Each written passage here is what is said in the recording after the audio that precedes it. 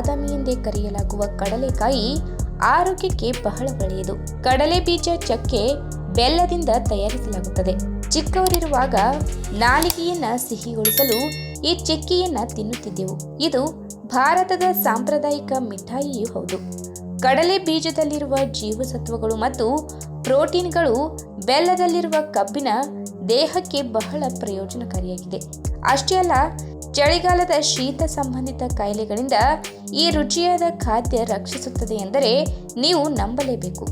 ಅಷ್ಟಕ್ಕೂ ಈ ಕಡಲೆಕಾಯಿ ಚಿಕ್ಕಿ ಆರೋಗ್ಯದ ಮೇಲೆ ಮಾಡುವ ಜಾದುಗಳು ಯಾವುವು ಎಂಬುದನ್ನು ಇವತ್ತಿನ ವಿಡಿಯೋ ಮುಖಾಂತರ ತಿಳಿದುಕೊಳ್ಳೋಣ. ಅದಕ್ಕಿಂತ ಮುಂಚೆ ನೀವಿನ್ನೂ ನನ್ನ ಚಾನಲ್ಗೆ ಸಬ್ಸ್ಕ್ರೈಬ್ ಆಗಿಲ್ಲ ಅಂದರೆ ಪ್ಲೀಸ್ ಸಬ್ಸ್ಕ್ರೈಬ್ ಮಾಡ್ಕೊಳ್ಳಿ. ಹಾಗೆ ಪಕ್ಕದಲ್ಲೇ ಇರುವಂತಹ ಬೆಲ್ ಐಕನ್ನ ಕ್ಲಿಕ್ ಮಾಡಿ. ಈ ರುಚಿಕರವಾದ ಚಿಕ್ಕಿಯು ನಿಮ್ಮ ಕೊಲೆಸ್ಟ್ರಾಲ್ ಮಟ್ಟವನ್ನು ನಿರ್ವಹಿಸುವುದಲ್ಲದೆ ಹೃದಯದ ಆರೋಗ್ಯವನ್ನು ಕೂಡ ಕಾಪಾಡುತ್ತದೆ. ಇದರಲ್ಲಿ ಅನ್ಸ್ಯಾಚುರೇಟೆಡ್ ಫ್ಯಾಟಿ ಆಸಿಡ್ಗಳು, ವಿಶೇಷವಾಗಿ ಓಲಿಕ್ ಆಮ್ಲದಿಂದ ತುಂಬಿರುತ್ತವೆ. ಈ ಕಡಲೆಕಾಯಿ ಚಿಕ್ಕಿಯು ರಕ್ತದಲ್ಲಿನ ಕೆಟ್ಟ ಕೊಲೆಸ್ಟ್ರಾಲ್ ಮಟ್ಟವನ್ನು ಕಡಿಮೆ ಮಾಡುತ್ತದೆ ಎಂದು ಕೆಲವು ಸಂಶೋಧನೆಗಳು ತಿಳಿಸಿವೆ. ಹಾಗೆಯೇ ಆರೋಗ್ಯಕರ ರಕ್ತದ ಲಿಪಿಡ್ ಪ್ರೊಫೈಲ್ ಅನ್ನು ಬೆಂಬಲಿಸುವ ಮೂಲಕ ಅಪಧಮನಿ ಕಾಯಿಲೆ ಸೇರಿದಂತೆ ಪಾರ್ಶ್ವವಾಯು ಬಾರದಂತೆ ತಡೆಯುತ್ತದೆ. ಇನ್ನು ಕಡಲೆಕಾಯಿ ಹಾಗೂ ಬೆಲ್ಲದ ಈ ಚಿಕ್ಕಿಯು ಕೇವಲ ಆರೋಗ್ಯವನ್ನು ಮಾತ್ರ ಕಾಪಾಡುವುದಿಲ್ಲ, ಬದಲಾಗಿ ಚರ್ಮದ ಅನೇಕ ತೊಂದರೆಗಳನ್ನು ಕೂಡ ಪರಿಹರಿಸುತ್ತದೆ. ಉರಿಯೂತದ ಪರಿಣಾಮಗಳನ್ನು ಇವು ಹೊಂದಿದ್ದು ಸೋರಿಯಾಸಿಸ್ ಮತ್ತು ಎಸ್ಜಿಮಾದಂತಹ ಕಾಯಿಲೆಗಳಿಂದ ನಮ್ಮ ಚರ್ಮವನ್ನು ಕಾಪಾಡುತ್ತದೆ. ಇದರಲ್ಲಿರುವ ವಿಟಮಿನ್ ಇ, ಮ್ಯಾಗ್ನೀಷಿಯಂ ಮತ್ತು ಸತು ಚರ್ಮದ ಒಳಗಿನಿಂದ ಪೋಷಿಸಿ ಒಳಗಿನಿಂದ ತ್ವಚೆಯ ಆರೋಗ್ಯವನ್ನು ಕಾಪಾಡುತ್ತದೆ. ಇನ್ನು ಕಡಲೆಕಾಯಿ ಚಕ್ಕಿಯನ್ನು ಬೆಲ್ಲದಿಂದ ತಯಾರಿಸಲಾಗುತ್ತದೆ. ಇದರಲ್ಲಿರುವ ಉತ್ಕರ್ಷಣ ನಿರೋಧಕಗಳು ನರಗಳ ಕಾಯಿಲೆಗಳ ವಿರುದ್ಧ ಹೋರಾಡಲು ಉತ್ತೇಜಿಸುತ್ತದೆ. ಸಂಶೋಧನೆಗಳ ಪ್ರಕಾರ ರಕ್ತ ಹೆಪ್ಪುಗಟ್ಟುವಿಕೆಯನ್ನು ದುರ್ಬಲಗೊಳಿಸಲು ಮತ್ತು ಬುದ್ಧಿಮಾಂದ್ಯತೆಯಂತಹ ನರಗಳ ಕಾಯಿಲೆಗಳನ್ನು ಈ ಸಣ್ಣ ಚಿಕ್ಕಿ ಚಿಕಿತ್ಸೆ ನೀಡುತ್ತದೆ ಎಂದು ಸಾಬೀತುಪಡಿಸಿವೆ.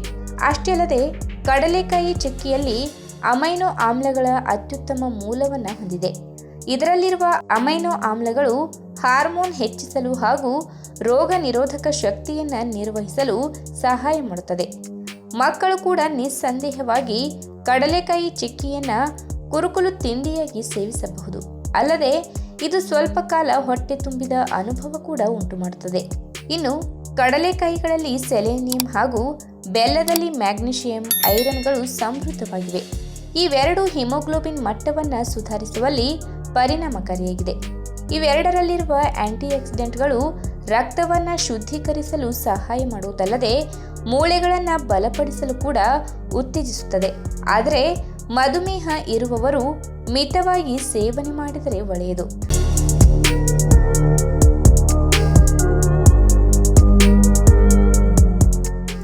ಬೇರೆ ಯಾವುದೇ ಸಂದರ್ಭದಲ್ಲಾದರೂ ಪರವಾಗಿಲ್ಲ, ಆದರೆ ಚಳಿಗಾಲದಲ್ಲಿ ನಮ್ಮ ಆರೋಗ್ಯಕ್ಕೆ ಯಾವುದೇ ಗ್ಯಾರಂಟಿ ಇರುವುದಿಲ್ಲ. ನಮ್ಮ ಆಹಾರ ಪದ್ಧತಿಯಲ್ಲಿ ಸ್ವಲ್ಪ ಹೆಚ್ಚು ಕಮ್ಮಿ ಆದರೆ ನೆಗಡಿ ಬರುವುದು ಪಕ್ಕ. ಬೇರೆ ಸಮಯದಲ್ಲಿ ನಿರ್ಲಕ್ಷ್ಯ ಮಾಡಿದಂತೆ ಈಗ ನೆಗಡಿಯನ್ನ ನಿರ್ಲಕ್ಷಿಸಿದರೆ ಖಂಡಿತ ಜ್ವರಕ್ಕೆ ಸಂಬಂಧಪಟ್ಟ ರೋಗ ಲಕ್ಷಣಗಳು ಒಂದೊಂದಾಗಿ ಕಾಣಿಸಿಕೊಳ್ಳಲು ಪ್ರಾರಂಭವಾಗುತ್ತವೆ. ಹೀಗಾಗಿ ಸಣ್ಣ ಪ್ರಮಾಣದಲ್ಲಿ ನೆಗಡಿ ಬಂದ ತಕ್ಷಣ ಹೇಗಾದರೂ ಮಾಡಿ ನಿಮ್ಮ ದೇಹದ ತಾಪಮಾನವನ್ನ ಹೆಚ್ಚು ಮಾಡಿಕೊಳ್ಳಲು ಪ್ರಯತ್ನ ಮಾಡಿ. ಇದಕ್ಕೆ ಬೆಲ್ಲ ಒಂದು ಉತ್ತಮ ಪರಿಹಾರ ಎಂದು ಹೇಳ್ತಾರೆ. ಹಾಗೆಂದು ಇದ್ದಕ್ಕಿದ್ದಂತೆ ಅಪಾರ ಪ್ರಮಾಣದಲ್ಲಿ ಬೆಲ್ಲ ತಿನ್ನಬೇಕು ಎಂದೇನಿಲ್ಲ. ನೀವು ಕುಡಿಯುವ ಕಾಫಿ ಅಥವಾ ಚಹಾದಲ್ಲಿ ಸಕ್ಕರೆ ಬದಲು ಸ್ವಲ್ಪ ಬೆಲ್ಲ ಸೇರಿಸಿ ಕುಡಿಯಿರಿ. ಮನೆಯಲ್ಲಿ ಒಂದು ವೇಳೆ ಎಳ್ಳು ಇದ್ದರೆ ಅದರ ಜೊತೆ ಬೆಲ್ಲ ಸೇರಿಸಿ ತಿನ್ನಬಹುದು. ಹೀಗೆ ಹಲವಾರು ವಿಧಗಳಲ್ಲಿ ಬೆಲ್ಲವನ್ನ ಸೇವನೆ ಮಾಡಿ ನಿಮ್ಮ ದೇಹದ ಉಷ್ಣಾಂಶ ಯಾವುದೇ ಕಾರಣಕ್ಕೂ ಕಡಿಮೆ ಆಗದಂತೆ ನೋಡಿಕೊಳ್ಳಿ. ಹಾಗಾದ್ರೆ ಚಳಿಗಾಲದಲ್ಲಿ ಬೆಲ್ಲವನ್ನ ಏಕೆ ತಿನ್ನಬೇಕು ಎಂಬುದನ್ನ ಇವತ್ತಿನ ವಿಡಿಯೋ ಮುಖಾಂತರ ತಿಳಿದುಕೊಳ್ಳೋಣ. ಅದಕ್ಕಿಂತ ಮುಂಚೆ ನೀವಿನ್ನೂ ನನ್ನ ಚಾನಲ್ಗೆ ಸಬ್ಸ್ಕ್ರೈಬ್ ಆಗಿಲ್ಲ ಅಂದ್ರೆ ಪ್ಲೀಸ್ ಸಬ್ಸ್ಕ್ರೈಬ್ ಮಾಡ್ಕೊಳ್ಳಿ. ಹಾಗೆ ಪಕ್ಕದಲ್ಲೇ ಇರುವಂತಹ ಬೆಲ್ ಐಕನ್ ನ ಕ್ಲಿಕ್ ಮಾಡಿ. ಕೆಲವು ಶೀತ ಸಂಬಂಧಿತ ಸೋಂಕುಗಳು ನಮ್ಮ ದೇಹದಲ್ಲಿ ಅಭಿವೃದ್ಧಿಯಾಗುವುದು ನಮ್ಮ ದೇಹದ ತಾಪಮಾನ ಕುಸಿದಾಗ. ಆದ್ರೆ ಈ ಒಂದು ಸಾಧ್ಯತೆಯಿಂದ ಪಾರಾಗಬೇಕು ಎಂದ್ರೆ ನಮ್ಮ ದೇಹದ ತಾಪಮಾನ ಹೊರಗಿನ ಚಳಿ ಸಂದರ್ಭಕ್ಕೆ ಯಾವುದೇ ಕಾರಣಕ್ಕೂ ಬದಲಾಗಬಾರದು. ಹೀಗಾದಾಗ ಮಾತ್ರ ಒಳಗಿನಿಂದಲೇ ನಮ್ಮ ದೇಹದ ತಾಪಮಾನ ಬಿಸಿಯಾಗಿ ಉಳಿಯುತ್ತದೆ. ಇದಕ್ಕೆ ಬೆಲ್ಲವನ್ನ ಚಳಿಗಾಲದಲ್ಲಿ ಸೇವನೆ ಮಾಡುವ ಅಭ್ಯಾಸ ಮಾಡಿಕೊಳ್ಬೇಕು. ಮುಖ್ಯವಾಗಿ ಹೇಳ್ಬೇಕೆಂದ್ರೆ ಜಿಂಕ್ ಮತ್ತು ಸೆಲೆನಿಯಂ ಅಂಶಗಳ ಪ್ರಮಾಣ ಬೆಲ್ಲದಲ್ಲಿ ಹೆಚ್ಚಾಗಿ ಕಂಡುಬರುತ್ತದೆ. ಇದು ನಿಮ್ಮ ದೇಹದ ರೋಗ ನಿರೋಧಕ ಶಕ್ತಿಯನ್ನ ಅಭಿವೃದ್ಧಿಪಡಿಸುವುದರ ಜೊತೆಗೆ ಸೋಂಕುಗಳ ವಿರುದ್ಧ ನಿಮ್ಮನ್ನ ರಕ್ಷಣೆ ಮಾಡಬಲ್ಲದು. ಇದರ ಜೊತೆಗೆ ನಿಮ್ಮ ದೇಹದಲ್ಲಿ ಹಿಮೋಗ್ಲೋಬಿನ್ ಮಟ್ಟವನ್ನ ಕೂಡ ಇದು ಹೆಚ್ಚು ಮಾಡುತ್ತದೆ. ಹೀಗಾಗಿ ಆರೋಗ್ಯಕರವಾದ ಆಹಾರಗಳನ್ನ ಸೇವನೆ ಮಾಡಬೇಕು ಎಂದುಕೊಂಡ್ರೆ ಅದರಲ್ಲಿ ಬೆಲ್ಲವನ್ನ ನೀವು ಸೇರಿಸಿಕೊಳ್ಳಬೇಕು. ಇನ್ನು ಬೆಲ್ಲವನ್ನ ಸೇವನೆ ಮಾಡುವುದರಿಂದ ನಮ್ಮ ಶ್ವಾಸಕೋಶದ ಆರೋಗ್ಯ ಚೆನ್ನಾಗಿರುತ್ತದೆ. ಶ್ವಾಸಕೋಶದಲ್ಲಿ ಯಾವುದಾದರೂ ಕಿರಿಕಿರಿ ಕಂಡು ಬಂದರೆ ಅಥವಾ ಗಂಟಲಿನ ಭಾಗದಲ್ಲಿ ನೋವು ಕಾಣಿಸಿದರೆ ಅದನ್ನ ಹೋಗಲಾಡಿಸಲು ಬೆಲ್ಲ ನಿಮಗೆ ಸಹಾಯ ಮಾಡಬಲ್ಲದು. ನಿಮ್ಮ ಇಡೀ ದೇಹದ ತಾಪಮಾನವನ್ನ ಬೆಚ್ಚಗೆ ಇರಿಸುವುದರ ಮೂಲಕ ನಿಮ್ಮ ಉಸಿರಾಟ ತೊಂದರೆಯನ್ನ ಪರಿಹಾರ ಮಾಡುತ್ತದೆ. ಇನ್ನು ಚಳಿಗಾಲದಲ್ಲಿ ಕೊಬ್ಬಿನಾಂಶ ಇರುವಂತಹ ಆಹಾರ ಪದಾರ್ಥಗಳನ್ನ